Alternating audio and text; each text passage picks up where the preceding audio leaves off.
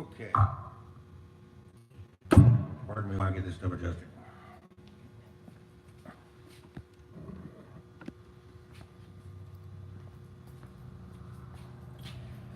Just a little bit better. The strength of a building lies in its foundation. The main purpose of the foundation is to hold the structure above it and keep it upright. A patio. If you add up the time, but here's the crazy foundation. Only 3 hours would be spent on the visible portion of the patio. Fascinating, right?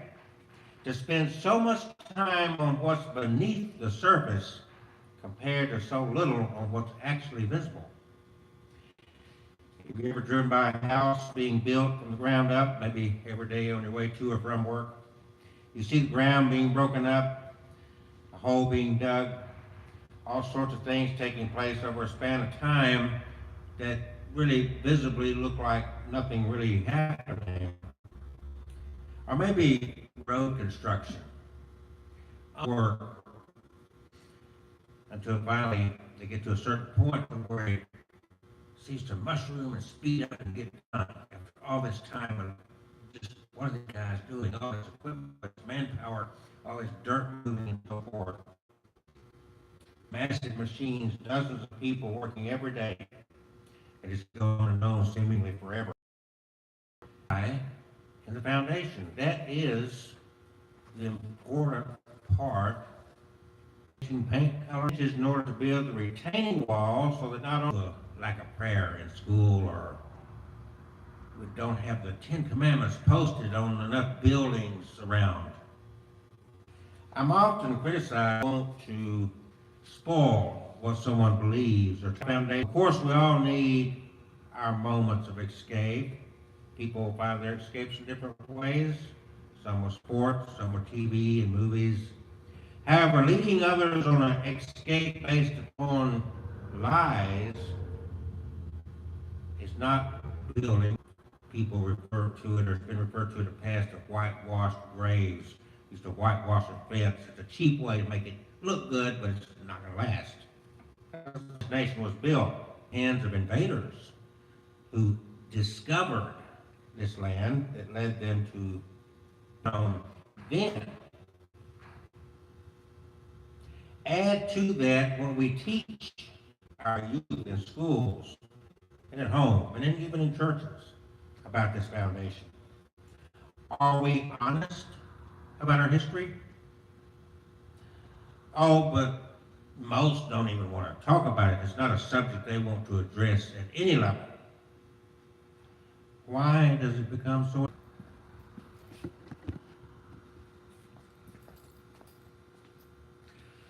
What matters, you didn't build the house, you didn't design the house, you weren't the architect, the designer, you weren't the contractor, you weren't the one that even paid for the house to be built. But if the foundation is bad, in the house that you bought, you still have to deal with that. You still have to do with the foundation. You still have to deal with it. Or the house is not going to stand. To tear this structure down and to dig a new foundation, but we keep weakening the foundation even further by more lies, by the misleading, by the misinformation. We blindly ignore the foundation, falsely believing that another vote, another Democrat or Republican or whomever, holds the key to mending that foundation. That somehow by our vote, we won't have to tear down and dig a new foundation. One better based on what our experiences has taught us. We're conned into thinking that we can survive with the old foundation just by shoring it.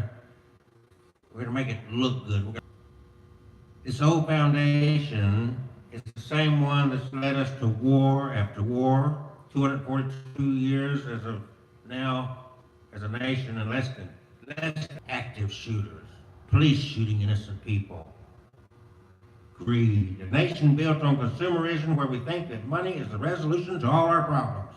Write a check, boom, problem solved. If that were the case, our problems would have dissolved long ago, because we've written a lot of checks. Our nation, not so unlike our religious beliefs, are built on sand, soft ground that is filled with the pipes to the god of commercialism and greed. Young black men shot dead, cold in the back by those we pay to protect us, by those we pay to protect us. They work for us. No patchwork will firm up this foundation. It's a horrible foundation. We haven't even in this short presentation touched on the atrocities that brought this nation to fruition. It is crumbling day by day. It's slipping and the top is swaying back and forth, cracks showing. And we on the lower floors keep looking up. Keep begging those at the top to save us when the problem is below us. We're standing on the problem. It's the foundation. We must step outside this structure that we call our nation. We must grab our tools, start tearing it down, and dig up the old foundation. We must take what we've learned and start over. Do it better. But we keep sending folks to the top floor. No one wants to get their hands dirty by digging below into the foundation. Send all the new folks to the top that you want. Send the right, send the left, send the moderate. Once they're there, they'll begin swaying back and forth because the foundation is bad. We did not address the foundation because I never enslaved a black person. I never lynched a black man. I never abused a woman. I never denied a woman her rights to own property, have a good job, equal pay. Wasn't me. Just like that house. You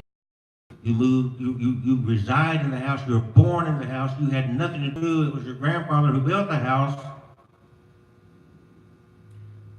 But if the foundation is bad, it doesn't matter who built it. It don't matter if it's your grandfather, your uncle, your great-grandfather, or the next-door neighbor. If it was built and the foundation is bad, it'll still crumble.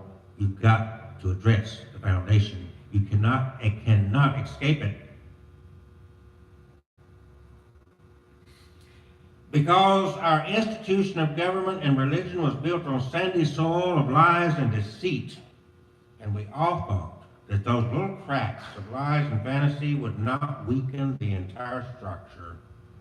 And we scoffed at the naked truth as we chased after lies clothed as truth. The foundation, you cannot escape it.